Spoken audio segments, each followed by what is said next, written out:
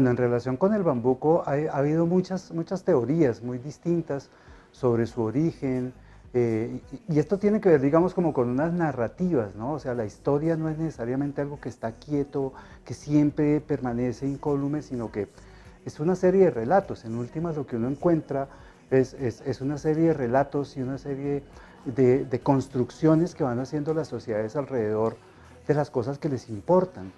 Y en el siglo XIX eso fue lo que sucedió, ¿no? El siglo XIX es muy característico porque se están armando estas naciones que estaban recientemente liberadas en las guerras de independencia aquí en América Latina, no todas y no todas de la misma manera, pero eso es muy característico. Y entonces, pues cuando uno está estrenando un país, tiene que organizarlo, tiene que buscarle unos símbolos sobre todo, ¿no? Entonces, esa construcción de hacer una bandera con unos colores que significan tales cosas, de hacia finales del siglo XIX construir un tipo de himno con la poesía que en ese momento era la poesía que mejor daba a entender, digamos, como esa nacionalidad, y hablando sobre la religión, por supuesto, por un lado, que se consideraba unificadora, los héroes, en fin. Ese tipo de relatos y de construcciones también se dieron con la música. Y entonces, ¿qué pasa? Se busca un tipo de género musical, de música, de ritmo, de aire, que represente al país. Es decir, estábamos en un momento en que era importante construir un imaginario de país. ¿Sí? Sobre ese imaginario después se van a dar realidades y algunas van a seguir siendo imaginarias, por supuesto. Pero entonces, ¿qué pasa? No se puede hacer sobre la música clásica porque no se considera nuestra. Los instrumentos también de la música clásica, por llamarla de esa manera, como que sí, pues, como que no representaban, ¿cierto? Igual pues no se podía hacer sobre los géneros que en ese momento eran muy populares provenientes de Europa, polcas, mazurcas, música que se bailaba mucho, y se encuentran con un género, digamos, o con una práctica musical, porque incluso en ese siglo XIX es muy difícil saber cómo era que funcionaban el bambuco y el joropo y lo que actualmente tenemos. Eh, esa práctica musical se veía como una cosa local que solo funcionaba aquí, ¿cierto? Entonces era digna o era presumible que a partir de ella se pudiera armar una imagen de nación y que la nación esa nación que se buscaba que fuera unificada, estuviera unificada alrededor de unos símbolos, entre esos unos símbolos musicales. Y se escogió al bambuco por una cantidad de razones históricas, ¿no? Eh, y por supuesto ahí hay como varias historias y varios relatos paralelos, ¿no? Se reconoce ya en la actualidad, por ejemplo, que el bambuco tiene una raíz africana muy grande, especialmente en lo relativo a lo rítmico, a sus tratamientos rítmicos y a unas características propias, pero que por supuesto tiene también los elementos que provienen de las culturas europeas, toda esta carreta de la trietnia, ¿cierto? De lo indígena, lo español y lo que proviene de los africanos esclavizados acá, forma parte de la discusión de este momento, incluso a veces hasta con cuotas, ¿no? Es decir, el bambuco tiene más de esto, la cumbia tiene más de esto otro, también formaba parte de esos relatos para armar una nación. Y bueno, se escoge al bambuco un poco por eso, ¿no? Por su característica indígena. Se niega inicialmente como esa influencia de lo africano, aunque es reconocida, por ejemplo, por alguien como Jorge Isaacs en algunos de sus escritos, no solo en las novelas, digamos, él también producía otro tipo de documentos. Y, y bueno, se adopta el bambuco, ¿sí? De la zona central del país, de un país muy rico en otra cantidad de géneros y de maneras de hacer música, pero se adopta ese porque es el que se escoge. No es que lo sea por naturaleza, no es que sea la esencia de un género, cualquiera que sea el bambuco, la cumbia, el vallenato, el que sea, sino que se escoge, se construye, se va armando la historia. Y funcionó así más o menos hasta las décadas centrales del siglo pasado, es decir, hasta la década de 1950, 1960. Esto tuvo un apoyo muy importante en la industria de los discos, en la radiofonía. Eso fue súper importante para consolidar ese imaginario y volverlo de alguna manera cierto. Y un poco ya a partir de mediados del siglo pasado empiezan a surgir otras tendencias importantes, ¿no? Empieza a no ser tan centralista el país, la costa está buscando unos espacios de participación y ahí es cuando géneros como el porro, la cumbia y otros géneros costeños empiezan a reemplazar, digamos, en esa construcción del imaginario, al bambuco como representación de la identidad del país.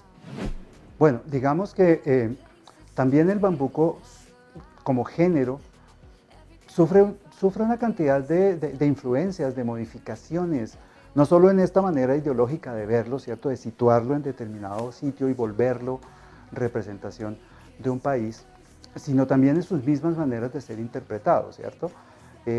Además de que ya comentaba que había un origen claramente africano, los primeros bambucos y las primeras referencias al bambuco se dan en el Cauca, en una región, no precisamente en la región indígena, sino en esas regiones de confluencia entre la zona indígena y la zona de los africanos, o de los africanos nacidos en Colombia ya, y por supuesto tenía unas características que lo hacían propio del país, pero lo hacían poco apropiado para estar en los sitios donde era importante que representara algo.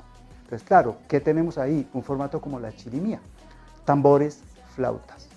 No hay un instrumento ritmo armónico, no hay un tiple que haga guajeo, no hay alguien que haga bajos afinados que conduzcan. Estamos en una textura en la que las flautas y la interacción entre las flautas generan el discurso melódico, y los tambores de acompañamiento, además, y las charrascas, incluso triángulos y otra serie de instrumentos, están ahí presentes. Es decir, es un tipo de formato que primero pues estaba relacionado con los indígenas y con los afroamericanos, con los afrocolombianos, y eso no era tan bien visto en las ciudades, y en las ciudades estaban las personas que eran las que decidían eso de la identidad del país.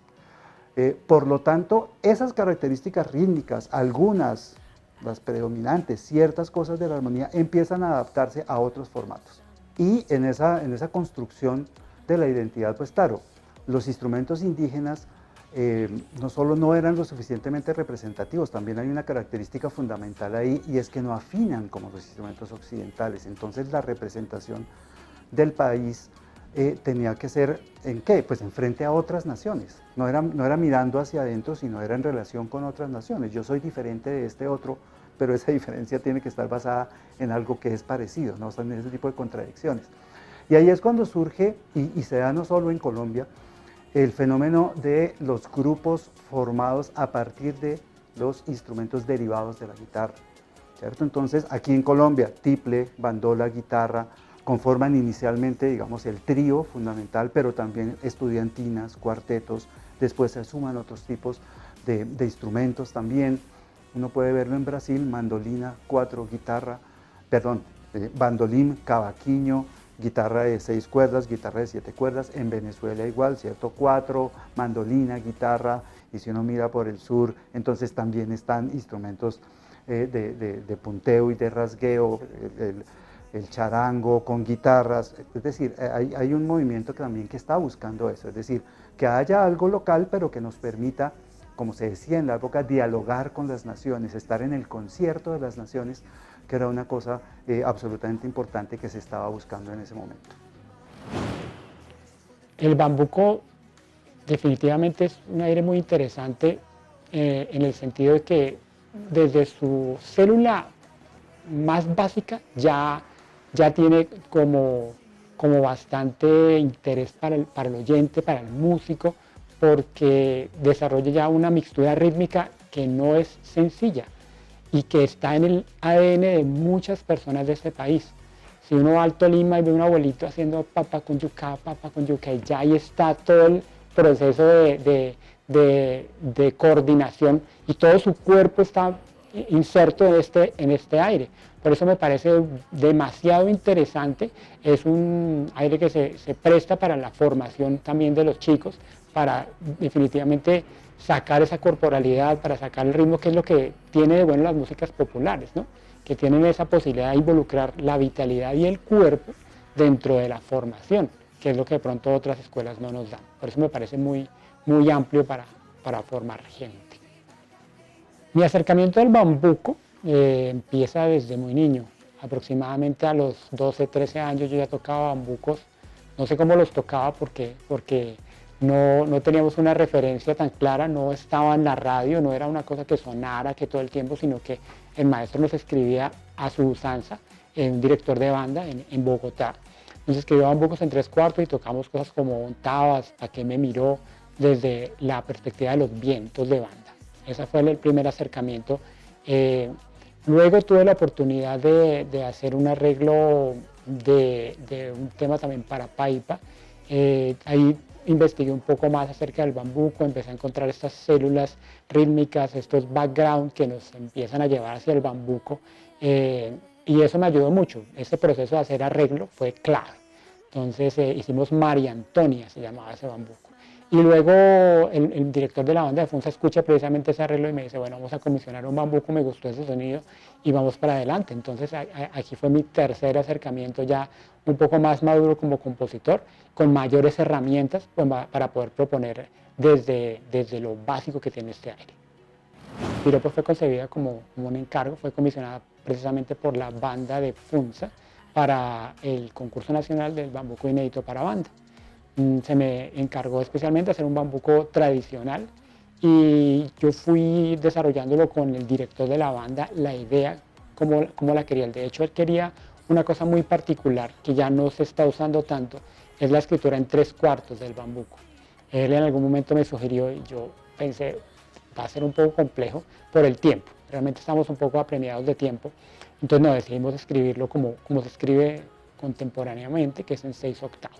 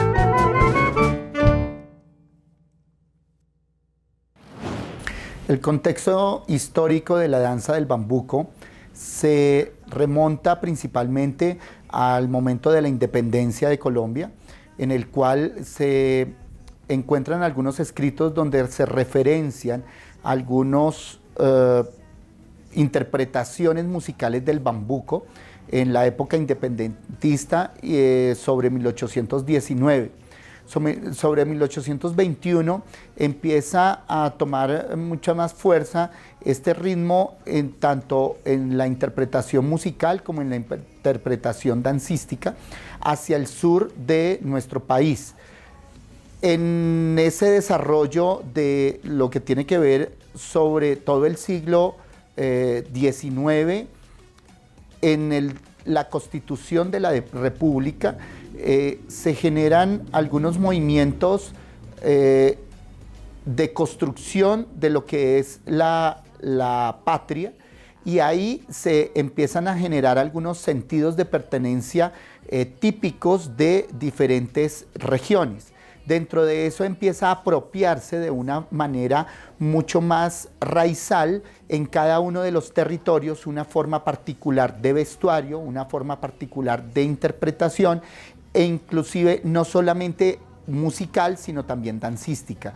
Eso se generan unos grados de formalización de la interpretación de los bambucos de una manera libre, espontánea, dentro de los territorios, de acuerdo a todo el desarrollo de lo que se venía haciendo de manera natural en los territorios. Sin embargo, hacia 1950, una vez ya se constituye la República, ya se generan unos sentidos de identidad política también dentro de los territorios, hacia 1950, Jacinto Jaramillo es un coreógrafo que llega a Colombia después de sus estudios en Europa y en Estados Unidos, y se viene bajo la corriente de lo que tiene que ver con la construcción de los ballets folclóricos en Latinoamérica. Amalia Hernández en México constituye un desarrollo de la interpretación de los ritmos tradicionales de los países, pero a partir de lo que tiene que ver con unas herencias raizales. Partiendo de eso, ese modelo se copia en diferentes partes de Latinoamérica, y Jacinto Jaramillo hacia 1850 retoma este modelo y empieza a construir unos parámetros de la interpretación del bambuco. Dentro de eso lo esquematiza a 8 figuras principales. Esas figuras principales que tienen que ver principalmente con la invitación, el coqueteo, las celes, las perseguidas, el beso, y finalmente también algunas otras figuras que constituyen todo un cortejo amoroso entre la pareja. Eso relaciona ya cómo construir el bambuco. Dentro de algunos escritos que hace Jacinto Jaramillo y que hace dentro del Compendio General del Folclore, Guillermo Abadía Morales, hace algunas alusiones a lo que tiene que ver con la interpretación de una manera no esquematizada y ordenada de estas figuras, sino que se hacen de manera espontánea, algunas obviando o sacando algunas de estas 8 figuras, o haciendo otras de manera libre, pero que genera realmente esa interpretación del cortejo amoroso entre la pareja. Eso no quiere decir que la interpretación del bambuco sea solamente de manera amorosa, sino que el bambuco también produce otras formas de virtuosismo en los bailarines, y ya nos remitimos a algunas interpretaciones, por ejemplo, que se hacen en el Tolima, donde se hace danzas ya de virtuosismo, donde se hace bambucos fiesteros, donde la pareja lo que busca es retarse el uno con el otro a la agilidad dancística, a la dificultad de la interpretación de algunos pasos, y eso genera diferentes tipos de interpretaciones. pero en su mayoría y en su recorrido como bambuco, en su interpretación dancística, siempre se ha interpretado que es una danza de cortejo amoroso entre el hombre y la mujer. Hay que entender que la zona andina colombiana tiene 13 departamentos y en su interpretación cada una tiene unas formas características debido a su clima, a la región, a su contexto natural de cada uno de los pueblos, pero hay que entender que no solamente se interpreta en los 13 departamentos de la zona andina colombiana, sino que también se tienen otras interpretaciones de bambuco, como en el Pacífico colombiano, al cual se le llama bambuco viejo, algunos lo llaman currulao, ¿sí? Pero eso es herencia también de interpretación ternaria de bambuco, donde cada departamento, y hay que entender que la diferenciación folclórica no es política, por lo tanto debemos hablar más de regiones folclóricas que de departamentos. Sin embargo, hay que entender que hacia Santander y norte de Santander se interpreta de una manera mucho más erguida y se hacen zapateos. Dentro de esa interpretación de zapateado se ve una característica muy fundamental de esa región. También en lo que tiene que ver con la zona cundiboyacense, se ven la interpretación de bambucos mucho más sentados o mucho más al piso, pero basados en escobillados y también en algunos momentos en algunos saltos de interpretación. Sin embargo, cuando hablamos del Tolima Grande, hablamos de grandes saltos, de grandes bambuqueos, de grandes aguacateos y de grandes movimientos, tanto de su falda como de sombreros, y hay una apertura mucho más de las extensiones del cuerpo que permiten una visualización del bambuco de una manera mucho más grande. Pero si ya vamos a lo que tiene que ver con el eje cafetero, ya vemos interpretaciones de bambuco mucho más ceremoniales, mucho más tranquilas, mucho más interpretativas en lo que tiene que ver con el movimiento armónico entre lo que es el sombrero y la falda, lo que tiene que ver con algunos elementos de apoyo a la interpretación de estas formas características del bambuco de la región del eje cafetero. Pero cuando vamos al sur, que serían como las grandes divisiones folclóricas en nuestra región andina, en el sur se ve mucho más lo que tiene que ver con esa alegría del pueblo sureño, esa alegría de lo que tiene que ver con la interpretación, que no es tanto un cortejo amoroso, sino es una evocación a lo que es el sentido patrio. Y eso sí se tiene mucho más arraigado en lo que tiene que ver con cada uno de los montajes coreográficos que se hace en el sur del país. Sin embargo, es también importante hablar del Pacífico colombiano y el currulao y la interpretación de lo que tiene que ver con el bambuco viejo, y ahí sí hay un cortejo amoroso mucho más claro en la interpretación de la pareja, donde el hombre corteja y llama a la mujer y la invita al baile a través de los zapateos, y la mujer recibe esa invitación y acepta la invitación sacando pañuelo, y cuando saca ese pañuelo acepta la invitación y se maneja una interpretación pegada al piso y de manera siempre circular en ese cortejo entre el hombre y la mujer, en cambios de giros y contragiros que permiten esa relación de pareja. El bambuco de salón es un trabajo que evoca a esta época colonial, a esta época republicana, pero también hacia los comienzos de 1900, donde en algunos salones, tanto de Bogotá como en algunas ciudades capitales, se interpretaba la rumba, el pasillo y el bambuco. pero entonces el bambuco toma un carácter especial de virtuosismo, de saltos y de el desarrollo principal en el cortejo amoroso entre el hombre y la mujer, pero de una manera mucho más que tiene que ver con una clase de elitista, donde cada uno de los cortejos y cada uno de las variables, de los variantes, de los pasos, tiene que ver de un cortejo mucho más disimulado, de mucho más ceremonial, de mucho más no tan expresivo en lo que tiene que ver con su cara, su gesto y sus besos y estas coreografías que tienen que ver con el contacto o el acercamiento mucho más a la mujer.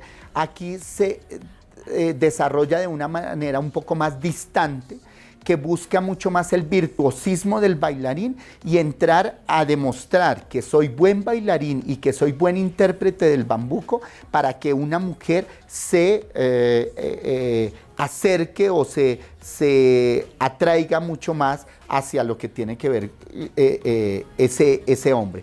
Entonces lo que vamos a encontrar en la interpretación de este bambuco son virtuosismos de cada uno de los bambuqueos, los aguacateos, los escobillados, los destobillados, y cómo busca también la mujer algunas interpretaciones de estos mismos pasos, pero también la forma característica de una interpretación y del manejo de su falda, pero que también mantiene unos parámetros mucho más tranquilos dentro del contexto del salón.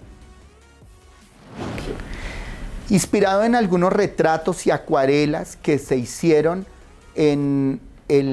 hacia finales de 1800, cuando se hace la comisión coreográfica, ahí se encuentran muchísimas acuarelas y varios retratos que dan a entender cómo es un vestuario de salón interpretándose bambuco, donde ahí vemos algunas camisas de manga larga, algunos frac, pero también algunos tipos de corbatines y tipos de accesorios que generan un volumen hacia el lado del cuello, donde son tipo de adorno que a futuro fueron terminando siendo corbatas o siendo también corbatines.